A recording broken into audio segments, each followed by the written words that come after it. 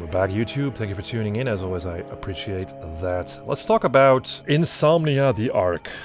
It's an action RPG that is set to be released this year, and the developer was so kind to send me a beta key. So these are my first impressions of the beta. What is this? Well, Insomnia, as I said, is an action RPG. It is set on this giant cube that is floating in space. So it's quite a unique setting in my opinion. This cube is like a dystopian military world. It's steampunk world. It's very well realized, and it takes cues from games like Fallout and other post-apocalyptic games. I dare say that this world is the main attraction right now in the game. It's so good. It looks fantastic. It looks like this is a world where I want to spend time in. I want to do quests in. So what do you do in this game? Well, the story is very simple. You sort of wake up from a long sleep because of some incident that happened on the cube, and this is where your adventure begins. So you're sent off to do pretty much sort of fetch quests for NPCs, and this is one of my biggest concerns with the game, is whether the developer actually takes advantage of this so interesting world. You know, I hope this game doesn't waste its potential. I really hope that it doesn't, because at this point, the beta, you know, what you actually are doing in this game is kind of boring, actually. So what do? You take quests from an NPC, you need to visit various locations on the cube. This is not an open world game. There are self-contained locations. Again, they're very well realized, but again, the stuff that you'll be doing is kind of boring. Well, so, you know, what the beta offers. Like, yeah, you'll be sent out to go to a location to find out what happened to a lost patrol of soldiers, for instance. And they're all dead, of course. So it's kind of, yeah, it's not that great stuff that you'll be doing. What doesn't help is that there's no voice acting, and the dialogue is kind of dry. The text is just dry, really. It's partially still in Russian, so it still needs translation. But it doesn't seem like there will be different dialogue paths or, you know, different options to engage with NPCs. Talking about NPCs, most all characters look kind of bad, really, especially their faces. They lack detail.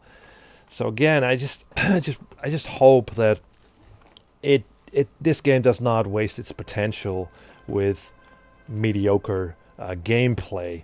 The RPG elements are only partially implemented here. There is a kind of a skill tree where, as you level up, you can select certain talents, like you get more health, get more stamina, you can hack into computers and that sort of thing. It's pretty standard. Also, you can gather materials that you'll find in the environments, and these materials can be used to craft new items.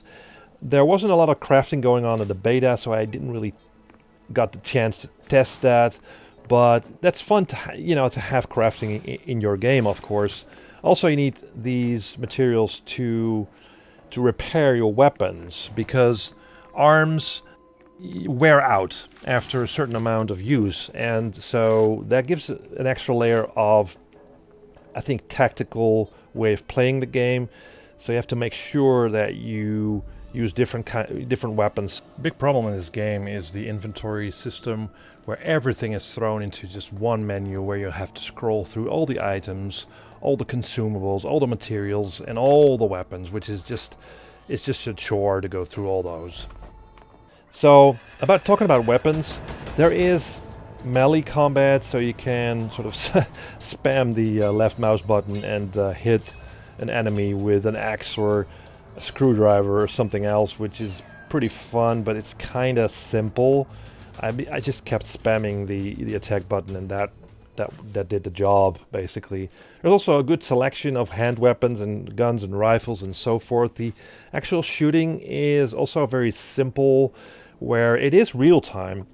Don't get me wrong, but what you do is that you basically hide behind something in the environment, you sort of pop out and shoot, and the other guy, the enemy, will do that as well. So it feels a bit turn-based in a way that they shoot, then you get out and shoot, and then they shoot, and all that. It's a bit, it feels like you have to time your shots right, and so forth. It is, again, it's quite a simple mechanic, and it's okay. It's okay. I can deal with this. It's what it is, really.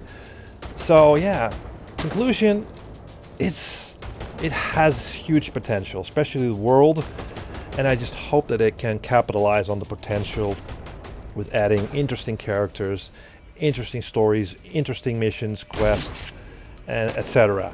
And again, this is a game to keep an eye on. It's coming out this year, as I said, but there are only a few months left. I mean, we're almost in, we're August right now, so hopefully they get it together. And if it's not finished, I mean, take your time, really. This is a call to the developer, make it a great game, really, because this has potential. But at this point, I am a bit worried about this. That's what I think. Let me know what you think, and see you in the next video.